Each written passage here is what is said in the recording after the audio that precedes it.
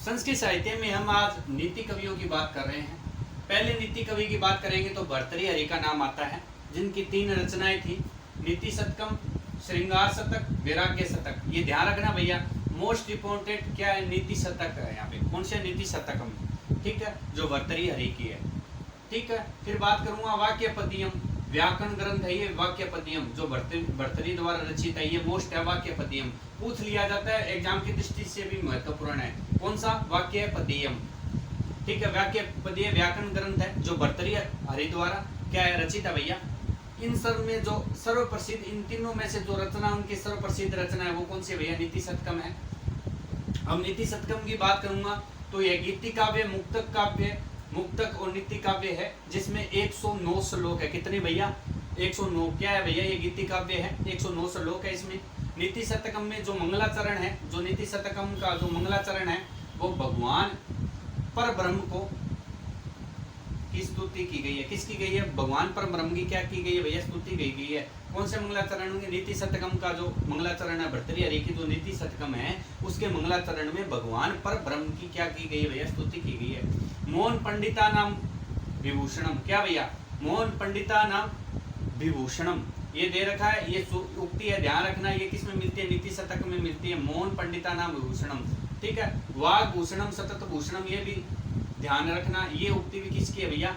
नीति शतकम की है। फिर इसका एक वैराग्य शतक भी है भर्तृहरि का, उसकी बात करूंगा तो उसमें भोगा नाम भुक्ता वयमेव, ऐसे कुछ लाइन है, पंक्तियां दे रखी है, तो एग्जाम की दृष्टि से ये पंक्ति भी महत्वपूर्ण है। भोगा न भुक्ता वयम के शतक में आती है ये, ठीक है। फिर बात करूंगा विष्णु शर्मा। विष्णु शर्मा पंचतंत्र में विष्णु शर्मा अमर शक्ति, किसके भैया? अमर शक्ति के कितने पुत्रों? 3 पुत्रों।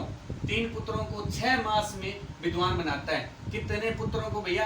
3 पुत्रों को कितने महीने में? 6 महीने में विद्वान कौन बनाता है? विष्णु शर्मा, जो पंचतंत्र में लिखित है। विष्णु शर्मा किसको विद्वान बनाता है भैया? विष्णु शर्मा एक पंचतंत्र है, उसमें दे रखा है कि वह विष्णु शर्मा अमर शक्ति के 3 पुत्रों को 6 मास में विद्वान बनाता है। वो 3 पुत्र कौन से है भैया? भाऊ शक्ति, उग्र शक्ति और अनंत शक्ति, ठीक है। किसके माध्यम से? ये जो कहानियां है, छोटे छोटे पंचतंत्र में कहानियां लिखी हुई है, इसमें 5 भाग बांट दिए पंचतंत्र में। तो इसका पहला जो भेद है वो के मित्र भेद, ठीक है। मित्र भेद, मित्र संप्राप्ति, इसके माध्यम से स्टोरी काकुल किएगी, ठीक है। लब्ध प्रणाश और अपरीक्षित कारक, ठीक है। ये कुछ कहानियां इन पे वो लिखी हुई है पंचतंत्र के अंदर, ठीक है। मित्र भेद, मित्र भेद में क्या है? पिंगलक नामक शेर होता है और संजीवक नामक बेल होता है, ये 2 मित्र होते हैं। करटक और दमनक नामक 2 श्रृंगार होते हैं जो इनको भिड़ा देते हैं भैया। ये दोनों, शेर क्या करता है? फिर बेल को मार देता है इसको, ये इसका मित्र होता है। ये दोनों मित्र होते हैं बहुत घनिष्ठ, ठीक है। काकुल्लू की है, मेघवर्ण काक और हरिमर्दन उल्लू की कथा है इसके अंदर, ठीक है। लब्ध प्रमनाश की बात करूंगा, एक बंदर और मगरमच्छ होता है। बंदर से कलेजा मांग लेता है, मगरमच्छ की जो पत्नी होती है वो कलेजा मांग लेती है, बंदर के कलेजे खाने की बात है। तो ये अपनी बुद्धि से कैसे चतुर बना के यहाँ वापस किनारे पे आता है, इसकी कहानी है लब्ध प्रमनाश की बुद्धि से।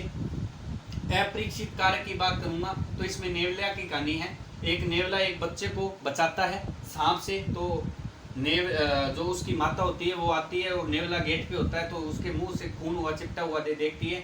तो माता सोचती है कि मेरे अंदर जाके देखती है तो मतलब खून होता है, तो बाहर नेवले को क्या उसकी माँ मार देती है, ये समझकर कि नेवले ने मेरे बच्चे को मार दिया। परंतु वहाँ पे आगे जाके देखते तो सांप मरा हुआ पड़ा होता है, तो ये देख के फिर इसमें पंचतंत्र की बात की जाए तो विष्णु शर्मा पंचतंत्र की बात। इसमें कथा कितनी है भैया? 75 कथा है, ये ध्यान रखना। कितनी कथा है?